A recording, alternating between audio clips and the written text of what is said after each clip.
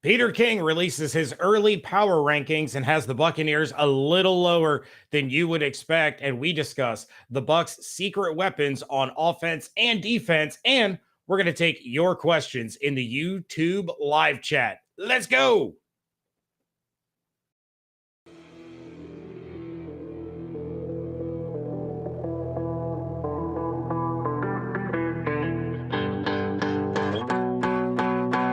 Locked On Buccaneers, your daily Tampa Bay Buccaneers podcast, part of the Locked On Podcast Network, your team every day.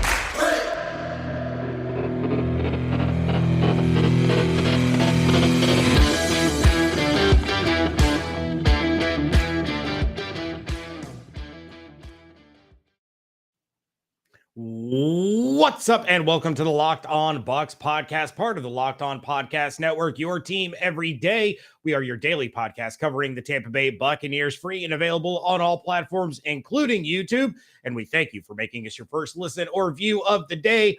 I am James Yarcho, joined by my co-host, Mr. David Harrison. You can check out all of his written work over at BucsGameDay.com. I'm over at BucsNation.com. And of course, follow along on Twitter at Locked On Bucs, at JYarcho_Bucs, and at DHarrison82.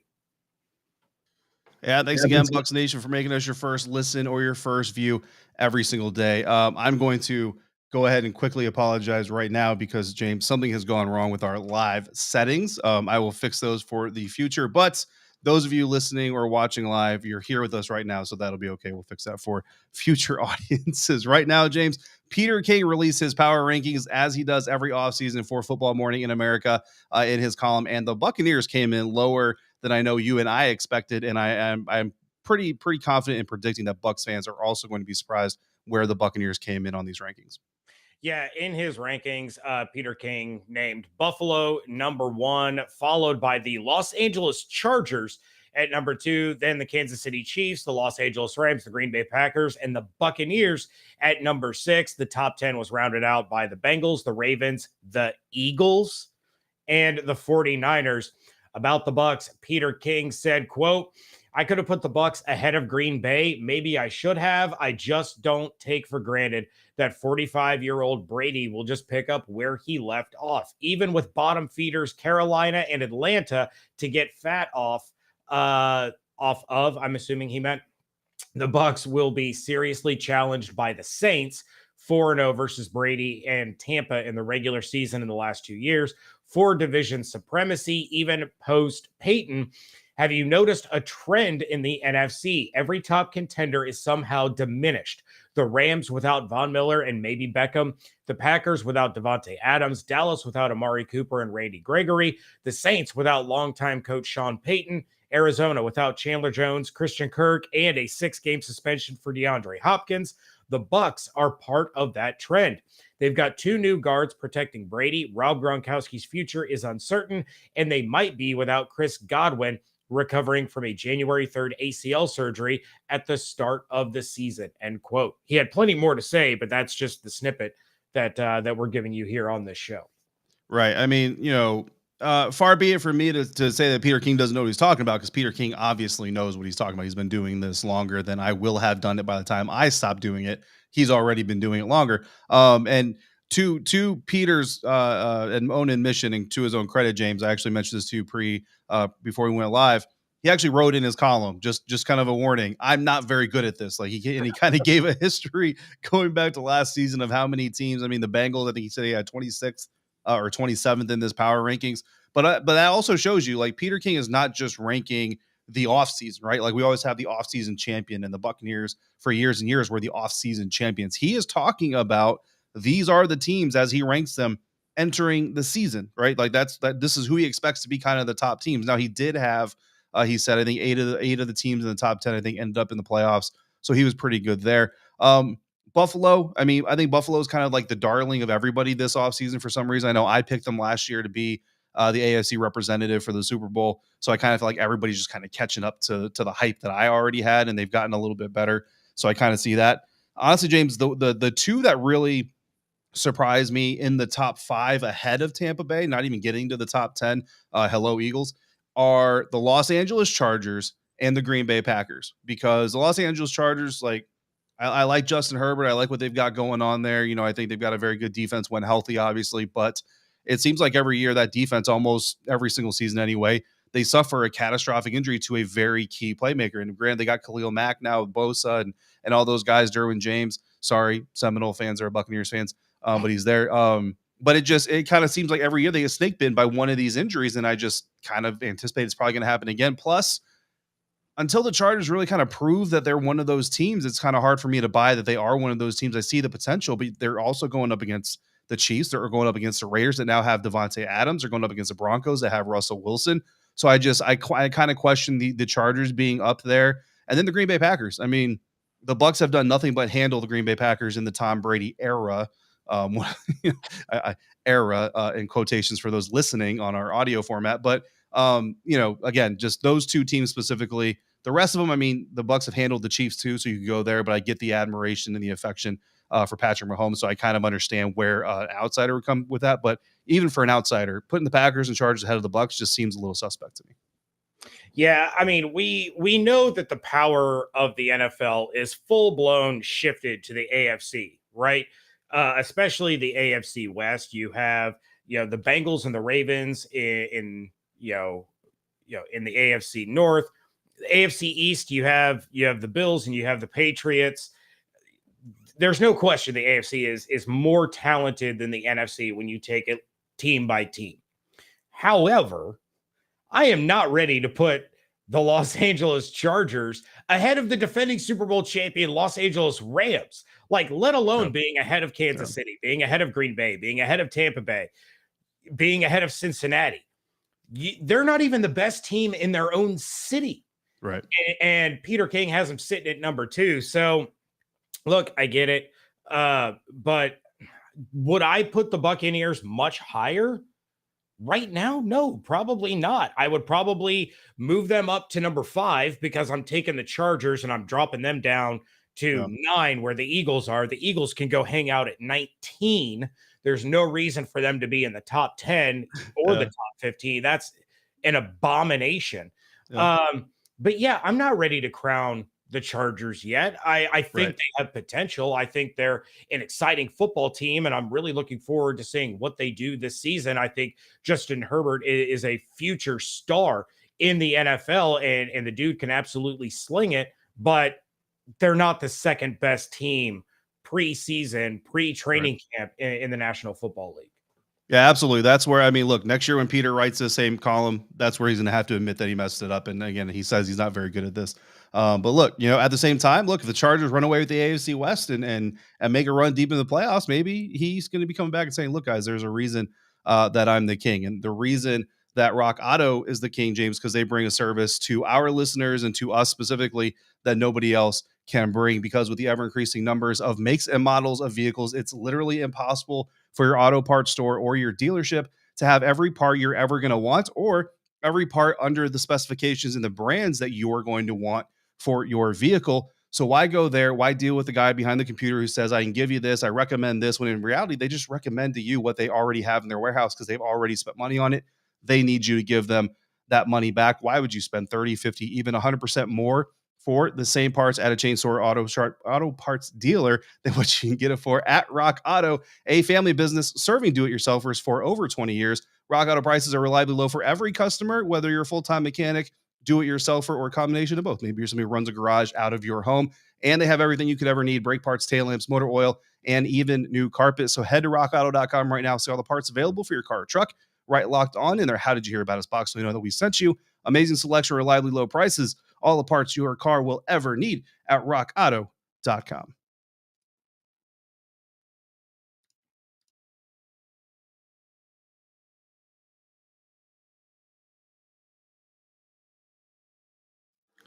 Segment 2 here, the Locked On Bucs Podcast. Thank you again for making us your first listen or your first view every single day. Shout out to our Saints fan in the comments, taking us up on our Twitter trash talk, dropping some trash talk, supporting the Saints. Hey, we're here for all the noise. And shout out to Tyler there, one of our loyal viewers over on YouTube. How can we be sure that Austin Schlachter, I hope I'm pronouncing that correctly, isn't just Ross? Ross burner account. I think that's an investigation that needs to happen after we get off of this live stream here. But make sure all of you out there are also checking out Locked On Sports Today, our daily podcast covering the biggest sports stories, hosted by Peter Bukowski, free and available wherever you listen to or you're watching this show right now. Who is Tampa Bay's best kept secret, James? According to Bleacher Report, it is wide receiver Tyler Johnson. Bleacher Report writing, quote, over the past 2 seasons, we've seen glimpses of Tyler Johnson's playmaking ability. Behind Mike Evans, Chris Godwin, and Rob Gronkowski in the pecking order, among quarterback Tom Brady's pass-catching options, he didn't get a consistent volume of targets. Yet, Johnson has converted 72 targets into 48 receptions for 529 yards and 2 touchdowns. Though the Buccaneers added wideout Russell Gage to the roster, Godwin is still in the early stages of his recovery from a torn ACL. Godwin's potential absence at the beginning of the 2022 campaign could allow Johnson to fill in as a starter for multiple weeks. Because of some question marks in the Buccaneers pass catching group, Johnson could rack up receiving numbers. On the flip side, he'll have to settle for leftover targets if Godwin and Gronkowski returns and suits up for week 1. If this had come out after Super Bowl 55 leading into the 2021 season, I would buy it. Because Tyler Johnson made some absolutely phenomenal plays through that postseason run, really started to kind of emerge. It took him a little while, and you expect that out of a rookie who's not getting a ton of playing time, right? So I would have bought in a little bit more. But then you have the whole issue where he comes in last year out of shape. He never really caught on throughout the season. You have all these injuries happening to Chris Godwin and Mike Evans and Antonio Brown and all these pass catchers. Scotty Miller goes out and he couldn't really get his footing either. And Tyler Johnson really wasn't anywhere to be found, right? So I expect him to have a bounce back season and produce a little bit more, be a little bit bigger of a contributor to the offense. But I'm not putting him in a category of being the Buccaneers, quote unquote, best kept secret when you really don't know what he is to begin with. Yeah. I kind of chalk this up to somebody, look, it's hard when you're writing something about every single team. And I've done it, James, you've done it. Several people have done it. Mock drafts come to mind, right? You go through and you're mock drafting for all 32 teams or 28 that have a first round pick or what have you. It's really hard to be an expert on every team. And honestly, it's not hard. Nobody can do it. Nobody can be an expert on every single team. So you try to nail this as much as you can. I'm going to give the writer of this over at Bleacher Report a little bit of credit and say, he's probably remembering all of the hype around Tyler Johnson coming out in that draft, the excitement of getting him there in the 5th round and kind of going with that, because that was all very real. But like you said, coming in during the training camp, I mean, look, if you don't cover the Bucs or really pay attention to the Bucs, that comment from Bruce Arians about him coming in a little out of shape and all that, like, kind of comes and goes, just kind of whips right by you and you never really catch on to it. So I'm going to give them credit for that. You do see better production in year 2 than you did year 1. So that kind of gives the outsider, who maybe is stat scouting a little bit, a reason to maybe be a little bit more of a believer in what Tyler Johnson can do. That being said, Tyler Johnson, I think that potential is still there, right? And you want to see him grow from that mistake, learn from what he did in year 2. If he can come in year 3 showing those lessons were learned and that he's going to apply them, then absolutely he could become a big part of this team. But I want to go for my best kept secret on the Buccaneers roster. I want to go with the guy who's already shown he can be productive when he's healthy. I'm going Scooter. I'm going Scotty Miller. And James, listen, he is such a well-kept secret in Tampa that it appears at times that Tampa doesn't even know how to use him. And that's why I have him as my best kept secret on the offense. Now, listen, some of this could honestly be the injury. I mean, he did suffer an injury, like you mentioned, and perhaps that injury has been lingering. Perhaps it's been hindering some things that Scotty likes to do. That could explain why we didn't see him as much in 2021, honestly, as I think we all pretty much expected, especially when you go back to the NFC Championship game against Green Bay Packers. And you could almost make an argument that if Scotty Miller's not on the field, maybe the Bucs don't come away with that win. It ends up a lot closer than everybody really wanted it to be. In that end of this first half touchdown bomb to Scotty Miller really ends up being a defining moment in that game. So I think it's Scotty Miller. And honestly, this right here, you look at the wide receiver group and they pick Tyler Johnson. That kind of supports my case that Scooter is a very, very well kept secret in Tampa. But I'm kind of hoping maybe in these first weeks, if Chris Godwin isn't available or at least not up to speed, that maybe he can he can kind of turn that tide a little bit. And I have an honorable mention I want to drop if I can before we get out of this segment, if we have time. Yeah, well, and a real quick reaction. I was really excited for Scotty Miller last year because if some of our listeners and viewers remember, Bruce Arians made it a point to say that Scotty needs to have more of those grimy catches, right? He needs to have some of those dirty, over the middle, Adam Humphries style catches to really take his game to the next level, because Scotty Miller's usage was, hey, run faster than the guy defending you, look up, catch the ball, score a touchdown. That was it. That was what you got from Scotty Miller. He needed to add that next level to his game of being able to catch those short passes over the middle and be able to use his quickness in addition to his speed. And then he gets hurt and it kind of derails everything. So I really want to see that implemented into his game next season. But my best kept secret is Gio Bernard on the offensive side of the ball, because it seemed like as soon as Gio really started to get going and get comfortable and see some pretty sustained and regular usage in the offense, he goes down with that injury. Now, he came back for the playoffs, but it seemed like as soon as he got his feet under him in this Buccaneers offense, they got pulled out from under him. And I don't feel we ever saw Gio's full potential in this offense with Brady and being able to spell Leonard Fournette a little bit. And I really think that can tap into something that makes this Buccaneers offense even more dangerous. We talked yesterday about, it's more than just the short routes or the intermediate routes or the deep routes. It's also the passes behind the line of scrimmage. And what Gio is able to do in those situations can really flip a game on its head. He can take a pass 2 yards behind the line of scrimmage, and all of a sudden you have a 17-yard gain, and you flip the field and you've stolen momentum from the opposing team. We didn't get that out of Gio in 2021. I think it's still in there. I think he can still do it. And I need to see that unleashed in this Buccaneers offense. Yeah, absolutely. So with that, let's flip it over to the defensive side of the ball. And my best kept secret there, not a secret to some Bucs fans, but I think he's more of one of the overlooked players. We talk all the time about how great Vita Vea is. We talk about how great Ndamukong Suh was for this team. Now we're talking about the addition of Logan Hall, and we're talking about Shaq Barrett, all these other guys. William Golston is so good at the football, and he's one of the best run stoppers on this team, and he's just consistently overlooked. In their Super Bowl run, he led the team in quarterback hits, but nobody ever talks about him. Nobody ever pays attention to him. He's consistently overlooked and ignored. And that, to me, is the definition of a secret weapon. Everyone's so worried about Vita and Tryon Shoyinka and Shaq Barrett and JPP and Ndamukong Suh and all these other guys. William Golston's like, all right, I'm just going to go out here. I'm going to make plays. I'm going to produce, and I'm going to go sit down and have some Gatorade.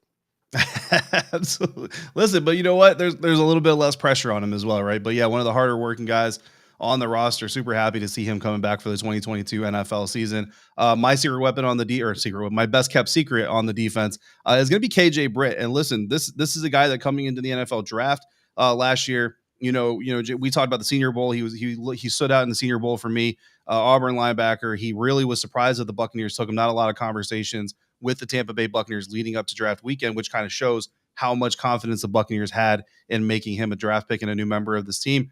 We've talked about the depth behind linebacker, right? A lot of people talked about drafting another linebacker.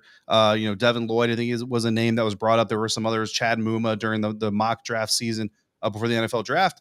I think that the Buccaneers have a little bit more confidence in KJ Britt than maybe most did, and it's reasonable that not a lot of people did. You didn't see a whole lot out of him, which is, I think, a good thing. But I think here in the next 2 or 3 seasons, you're going to see an uptick in KJ Britt's ability.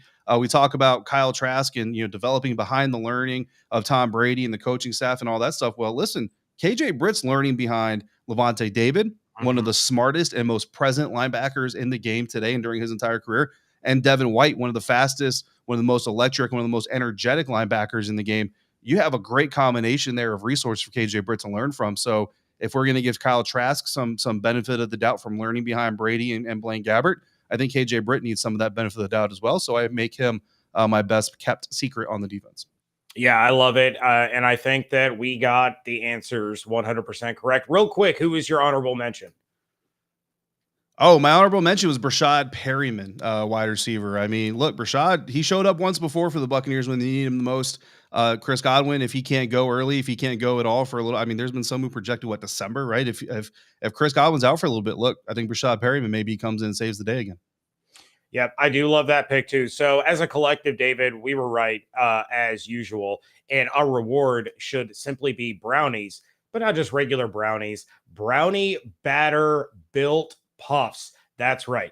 Built has a new creation, and this one is better than ever, the brownie batter puff. The puff takes protein bars to a whole new level, and they're available right now on built.com. Have you tried the puffs yet? I'm not sure what you're waiting for if you haven't, because puffs are a chocolate covered marshmallow protein bar, delicious flavored marshmallow covered in 100% real chocolate and with only 140 calories, as well as 17 grams of protein and only 7 grams of sugar. The brownie batter puffs are the perfect pick me up for any day. All built puffs and built bars covered in 100% real chocolate. That means that you can eat healthy and actually enjoy doing it. Go to built.com and get the brownie batter puffs right now. And don't forget to use the promo code LOCKED15 to get 15% off your order. Again, promo code LOCKED15 for 15% off at built.com.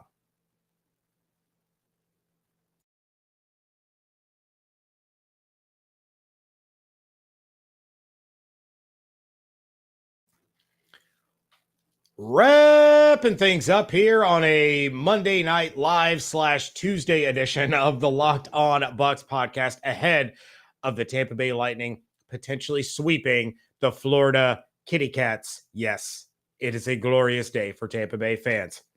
And now we are going to dive into your questions here in segment 3, but we're going to start with some submissions from our listeners via email and voicemail. If you have some questions for us right now, for those of you watching live on YouTube, drop them in the chat. But David, let's go ahead and start things off with an email from Brandon. Yeah, so Brandon shot in this question. Look, he actually shot in a little while ago, but it's still valid now. And basically what he wants to know, James, is could the Buccaneers look into signing a veteran cornerback? And cornerback is obviously a position that's got a lot of attention, a lot of conversation, but his recommendation that he brings up is Jimmy Smith, former Baltimore Ravens cornerback. Don't make the mistake I did and look him up and come up with the former Jacksonville Jaguars wide receiver. That would not work. Even at Jimmy Smith's best would not work. But I think Jimmy Smith, Ravens former cornerback, could be a better option. What do you think about bringing in another veteran cornerback? I could actually see this being like a veteran minimum signing, almost like that Richard Sherman role last year. You have that veteran leadership, you have versatility in Jimmy Smith that the Bucs could utilize to their advantage, and it's just some insurance back behind Jamel Dean and Carlton Davis and Sean Murphy Bunting and Zion McCollum and the rest of the crew there. So I could see that potentially happening because it's not going to cost you a lot of money. Will it? Probably not. They might wait until an injury happens like they did last year. I don't think they should, but they very well could. But I actually would like the idea of Jimmy Smith joining again for a vet minimum deal.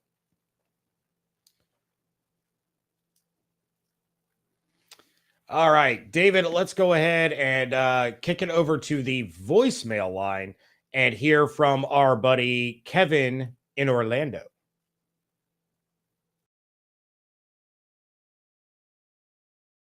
James, Kevin from Orlando calling.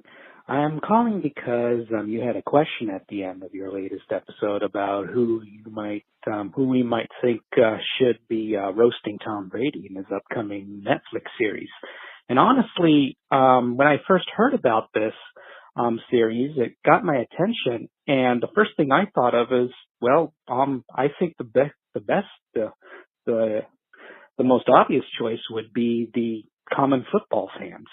And the reason why is because common football fans have a lot of questions for Tom Brady. Number one is, regarding the tuck rule that pretty much started his whole entire career. He just recently admitted that possibly they're the wrong call was made regarding the tuck rule. And you know that Raiders fans would definitely love to roast Tom Brady about that, because that tuck rule thing kind of started his whole career with that. Also, too, Deflategate. There really needs to be a lot of questions about the Deflategate. How much did he know? How much was he involved? There needs to be questions with that regarding him being roasted. And also, too, in the early 2000s regarding, Bill Belichick's cheating scandals about, these tapes that were recorded of other teams' practices so that the Patriots had a leg up. There's a lot of things like that really need to be asked, but we all know that with how it stands right now, these questions are not going to be asked. This whole series is a puff piece. It's going to be asked about his personal life and other events that he did with these people and things like that. And sure, those things might make him feel uncomfortable if he did some embarrassing things, but a real roast would be questions about these football things. These will definitely make him uncomfortable. This is what the common public wants to know, are these things. Anyway, this is my thoughts to what really needs to be asked to Tom Brady and what I feel is a real roast is. And I don't think that that's going to happen in this series, and I think you guys know that too. Anyway, this is just my opinion about this series, and just thought I'd let you know.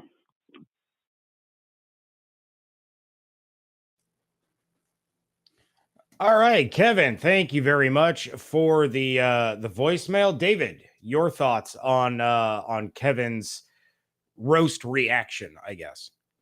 Yeah, well, I mean, I think all those topics that he mentioned are absolutely going to come up in the conversations. Roast. It's not really it's not really a Q&A type of environment anyway. I mean, I haven't seen every roast ever known to man, but I don't think it's really an environment for Tom Brady to kind of go up on the stand, as it were, and be questioned about things from his career. But at the same time, I mean, look, Tom Brady's been honest before. I mean, you have kind of the tuck rule, tongue in cheek thing that he did, and then you remember going to the last offseason, James, he kind of did that appearance where he said that the NFL rules are allowing quarterbacks and offenses to get away with setting up their receivers in bad positions when hits come from defenders that are flagged for unnecessary roughness or helmet to helmet and all those things. So, I mean, Tom Brady doesn't shy away from the truth necessarily, but yes, he does protect his image and his brand. But I mean, look, once he's retired, like the statute of limitations is gone. Like, they're not going to come back and take his rings. So, I mean, I see where the trepidation and the concern comes in, but I think you might be a little surprised at how forthcoming Tom Brady is post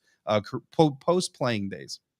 Yeah, I can pretty much guarantee they're going to talk about Deflategate. They're going to talk about him destroying his cell phone. They're going to talk about him breaking up with his pregnant girlfriend for Giselle. They're going to hit Brady with some stuff. If it's anything like any roast I've ever seen, they're going to go for the jugular, and it'll all be in good fun. Real quick, shout out to our buddy Matt from Morven, Georgia, dedicated listener. He shot both of us a DM saying, when we gave our nominees, how could we leave off Adam Sandler, the lifelong Jets fan? I don't think I've ever seen Adam Sandler participate in a roast, but I wouldn't put it past him to jump into this one. All right, a couple of questions from the live chat. We have Broderick Perry, and he says, any word on the Bucs bringing in an edge or a D tackle? Akeem Hicks would help take us to another level. David, your thoughts on bringing in another D tackle? I think if they bring one in, it's going to be Sue, or it's just going to be a rotational depth guy. I don't think you're bringing in any big names at this stage. Yeah, it's interesting because, I mean, this is the part of the offseason program where, I mean, communication starts to get worked on, signals start getting installed, check with me's, calls, signals, all those things. So it's I won't say it's impossible, but it's kind of hard to add people after this point in time, which is why when you see these like July or August additions, typically they're guys who have played in these systems before. That's where you get like the Tampa Bay Bears from Lovie Smith and the Cardinals and all these things. So, if there's a history there, then it makes a little bit more sense, and you can kind of go with that a little bit better. But as we get deeper into the offseason programs, the less history there is between coaching staff and player, the less likely it is they're going to come in because you're already behind the lessons. I think the Buccaneers, honestly, I think kind of going back to the cornerback thing, I think they're pretty much sold on what they have for right now, and barring injury or just kind of an oh no, like this is not what we thought we had. I don't know that you'll see any major splashes, but I mean, also never say never. It's the NFL, and we could wake up tomorrow and both those guys could be on the roster. I don't think so, but it could happen. Yeah, I'm with you, and that's kind of why I was surprised. I mentioned on an episode last week that Russell Gage was one of the ones that wasn't in attendance at the mini camp or the OTAs, because it's like, this is a guy that needs to start to learn this offense, learn this verbiage, and start to get the playbook down. And him not being there was a little bit of a surprise to me. Not a huge deal, just a little bit surprising. And then Dante Jones jumped in and he asked thoughts on Julio Jones potentially coming to town. Dante, we actually dove into that big time on yesterday's episode. Yeah. So if you want our full thoughts, make sure to go back and check that one out. But essentially, my thoughts are thanks, but no thanks. Julio's kind of fallen off pretty significantly lately, whether that's situation or injury. I don't think he's going to bring you anything that you can't get from some other free agents out there on the market with not as big of a name, but maybe more productive at this stage in their careers versus Julio. Yeah, and again, you talk about the scheme knowledge and IQ and all that stuff. Like Brashad Perryman, we just kind of mentioned him a little bit ago. Like, I understand, like, body of work, Brashad Perryman doesn't outdo Julio Jones, but Brashad Perryman with experience in this knowledge and experience with this system versus Julio, who would have to come in and not only has his kind of age-related, injury-related hindrances, but also would have to learn the scheme, learn the calls and the signals and everything. I think that the Buccaneers are pretty good where they have. And then James Brandon, who sent us the email that we covered a little bit, also come in here in the live chat with a question. We'll take this last one before we get out of here today. Could the Bucs look at signing John Bostic as a backup linebacker, former Washington linebacker? Again, I wouldn't put it past them at this stage, though, especially with Gronk still floating out there and knowing that you would have to tie up significant money for him. I don't think they're looking really at any depth pieces that are going to cost much more than the veteran minimum. I don't know what Bostic is going to command or what he's going to get offered, but I'm not going to say no. But to me, David, almost like you said, you start to look at players that have connections with coaches on the staff at this stage in the game that already have an idea of the system, the scheme, and the playbook. Yeah, look, John Bostic, I mean, wouldn't be a terrible idea, right? But I think, again, at this stage, I think you already would have had that addressed if you really wanted to, if you're the Tampa Bay Buccaneers. I can't really say that KJ Britt is my best kept secret and then say that John Bostic could be a guy the Buccaneers bring in. Because if that's the truth, then my best kept secret turns into a rumor. Yeah, fair enough. Fair enough. All right. With that, we are going to get out of here. Thank you to all of you that joined us in the live stream and the live chat. Even our buddy, I have already forgotten his name. Goodness, I'm sorry. Austin Schlachter, who came in to throw some hate towards the Bucs. And obviously a big Saints fan, but we appreciate him coming in and keeping it civil, keeping it enjoyable, just a little trash talk.